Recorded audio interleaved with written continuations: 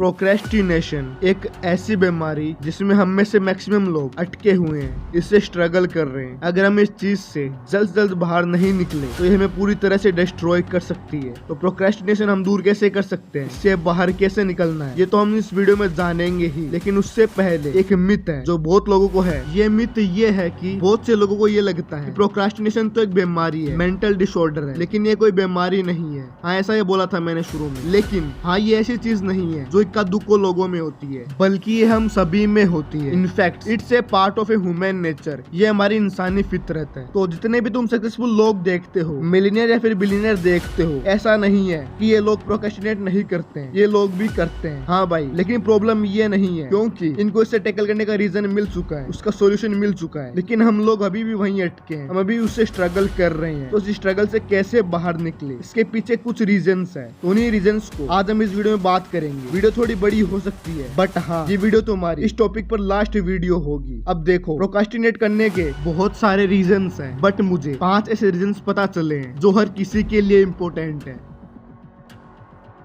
आपको पता है, इस दुनिया में मैक्सिमम लोग जो है वो अपनी पूरी लाइफ में कंफ्यूज ही रहते हैं। ये लोग रेंडमली कुछ भी करते रहते हैं, ये लाइफ की फ्लो में चलते रहते हैं। जो दुनिया इन्हें दिखाएगी वो ये देखेंगे, जो इन्हें दुनिया बोलेगी वो ये करेंगे। असल में इनकी खुद की कोई चॉइस नहीं होती है, ये बस दुनिया की चॉइसेस पर चलते हैं। एंड इन सब का रीजन होता है लैक ऑफ क्लियरिटी। इन्हें ये पता ही नहीं होता कि लाइफ में करना क्या है, इनके कोई क्लियर गोल्स नहीं होते हैं। एंड ये चीज बहुत ही गलत है, क्योंकि जब हमारे पास कोई क्लियर गोल्स नहीं होते हैं तो हम अपने टास्क को प्रायोरिटाइज नहीं कर पाते हैं और इसी कंफ्यूजन में रहते हैं कि क्या करें और क्या करना है, कहां से स्टार्ट करें, कैसे स्टार्ट करना है। यहाँ पे मैंने एक वर्ड बोला, क्लियर। ये क्लियर वर्ड यहाँ पर बहुत इंपॉर्टेंट है, क्योंकि मोटे मोटे गोल्स तो हम सभी के पास होते हैं जो सोसाइटी से हमें मिले हैं। एंड हम में से मैक्सिमम लोग उन्हीं पर काम कर रहे होंगे जो सोसाइटी ने हमें दिए हैं। एंड ये चीज हमें प्रोक्रेस्टिनेट इसलिए करने पर मजबूर कर देती है क्योंकि ये हम दिल से नहीं कर रहे होते हैं, खुद की चॉइस नहीं है। लेकिन बहुत ही कम लोग ऐसे होते हैं जो क्लैरिटी के साथ अपने गोल्स को काम करते रहते हैं और उनकी तरफ बढ़ते रहते हैं। उनके पास क्लियर गोल्स होते हैं। एंड ये गोल इनकी कोई सोसाइटी के देन नहीं होती है, इनके खुद के गोल्स होते हैं। ये खुद अपनी लाइफ में ये करना चाहते हैं। एंड इस लेवल की क्लैरिटी आप तभी ला सकते हो जब आपने खुद को कोर लेवल पर एनालाइज कर लिया हो। एंड जैसा कि मैंने अभी बताया, बिना क्लियर गोल्स के हम अपने दिन को बांट नहीं सकते।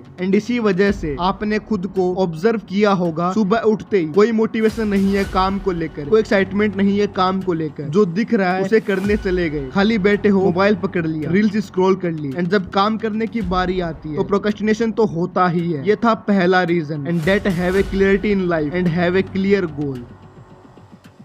अब जब क्लियरिटी नहीं है तो पर्पस कहाँ से होगा? एंड जब पर्पस ही नहीं होगा तो जो भी आप काम कर रहे हो या फिर करते हो उसके पीछे एक स्ट्रॉन्ग वाई नहीं होगा। एंड जब आपका वाई, वो रीजन स्ट्रॉन्ग नहीं होगा तो आप तो प्रोक्रेस्टिनेट करोगे ही। क्योंकि जब एक बार आपके पास क्लियरिटी आ गई, आपको ये पता चल गया कि हाँ ये मेरा क्लियर गोल है एंड मुझे इसी फील्ड में जाना है, मेरे को इसी फील्ड में बढ़ना है, इसी चीज पर लगातार काम करना है, तो इसके बाद जो आपको नेक्स्ट चीज देखनी है, that is a strong why. आपको ये काम क्यों करना है, इस काम को करने के पीछे आपका पर्पस क्या है, किस रीजन से आप ये काम करना चाहते हो। क्योंकि जब तक आपके पास कोई रीजन नहीं होगा तब तक आपको अंदर से वो मोटिवेशन नहीं आएगी। एंड दैट ए रीजन आप प्रोक्रेस्टिनेट करोगे। फॉर एग्जांपल, बचपन में हमें जब घर वाले हमसे कोई काम करवाने के लिए कहते थे, बेटा बाहर से ये सामान ले आ, तो हमें बड़ा ही आलस आता था कि कौन जाए इतनी दूर लेने को, है ना। क्यों? क्योंकि हमारे पास कोई रीजन ही नहीं है। यहाँ पे क्लैरिटी तो है कि हाँ भाई मेरे को ये सामान लेकर आना है, ये चीज लानी है, लेकिन वो रीजन नहीं है क्यों जाऊं मैं। लेकिन जैसे ही एक लाइन ऐड हो जाती है कि जो भी पैसे बचे उसका तू कुछ खा लियो, तो कैसे अंदर से मोटिवेशन आ जाता था। वेल क्यों? क्योंकि यहाँ पर हमको एक वाई भी मिल गया। तो यही चीज आपको उस अपने क्लियर गोल के साथ अटैच करनी है, वो पर्पस, वो रीजन जो आपको मोटिवेट करेगा उस काम को करने के लिए। एंड वो रीजन कुछ भी हो सकता है, चाहे आपको सोसाइटी में कुछ चेंज लाना हो या अपने पेरेंट्स को प्राउड फील कराना। वो रीजन आपके लिए एक इमोशनल ट्रिगर होना चाहिए जो आपको ये याद दिलाता है कि किस वजह से आप ये काम कर रहे हो। अब हमारे पास एक क्लियर गोल, उस पर काम करने के लिए एक वाई भी है, लेकिन फिर भी हम प्रोक्रेस्टिनेट करते हैं। क्यों? क्योंकि हम फेल होने से डरते हैं। यार मैंने ये किया और ये नहीं चला तो क्या होगा, मैं इसमें फेल हो गया तो क्या होगा। हमें करना तो बहुत कुछ है, बड़ी बड़ी चीजें अचीव करनी, लेकिन हम डरते हैं। आपको पता है इसमें हमारी भी कोई गलती नहीं है। फेलियर के डर का भी बचपन से ही सोसाइटी द्वारा, स्कूल द्वारा एंड हमारे पेरेंट्स द्वारा डाल दिया जाता है। एंड सिर्फ फियर ऑफ फेलियर ही नहीं, बल्कि बहुत से डर और बहुत सी बातें हमारे दिमाग में डाल दी जाती है जिससे हम पूरी लाइफ सफर करते हैं। एंड फियर ऑफ फेलियर उनमें से एक है एंड इसीलिए हम फेल होने से डरते हैं, जबकि रियलिटी जो है वो बिल्कुल अलग है। Failure is so important for success. बिना फेल हुए तो आप किसी भी काम में सक्सेस हो ही नहीं सकते, एंड अगर हो भी गए तो लॉन्ग टर्म में नहीं रह सकते। सक्सेस तुम्हें कुछ नहीं सिखाती, फेलियर तुम्हें सिखाता है। फेलियर से तुम काफी चीजें सीखते हो, एंड यही था थर्ड स्टेप।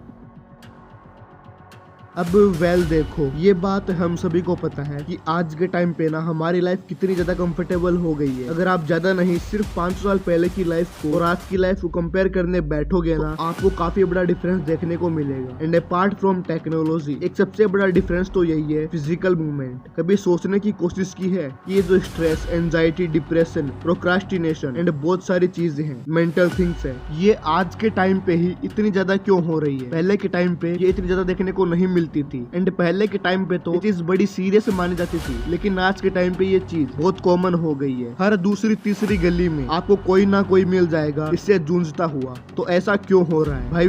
देखो, इसके और भी रीजंस हो सकते हैं, लेकिन जो one of the main reason है वो है लैक ऑफ फिजिकल एक्सरसाइज। वो शरीर को पसीने से भिगा देने वाली एक्सरसाइज ना के बराबर हो गई है। एंड इसमें मेन रीजन है हमारे आज के टाइम की अटेंशन इकोनॉमी, जहाँ से आपके अटेंशन से पैसे कमाने के लिए लोगों ने अपनी पूरी जिंदगी को एक कोने में एक छोटी सी स्क्रीन के ऊपर बिता दिया है और खुद को बांध दिया है। बिलीव मी दोस्तों, आज की so called Gen Z generation है ना, इसे पूरी तरह से डिस्ट्रॉय कर रही है। हमारे टेंशन की, हमारे फोकस की, हमारे कंसंट्रेशन की वाट लगा रही है। इन सब में जो मेन रीजन है वो यही है, फिजिकल मूवमेंट। अब देखो, ये जो हमारा शरीर है ना, ये एक मशीन की तरह ही है। अगर आप इसे चलाओगे ही नहीं, इस पे काम ही नहीं करोगे, तो इसमें जंग लग जाएगी, और जंग लगी हुई चीज कभी काम नहीं आती। तो इसलिए यार, इस मशीन को, इस अपनी बॉडी को चलाओ, थोड़ा सा फिजिकल मूवमेंट करो, एनर्जी को बढ़ाओ, और जितना जल्दी हो सके सुबह उठते ही फोन चलाने की, रील्स देखने की आदत को छोड़ दो।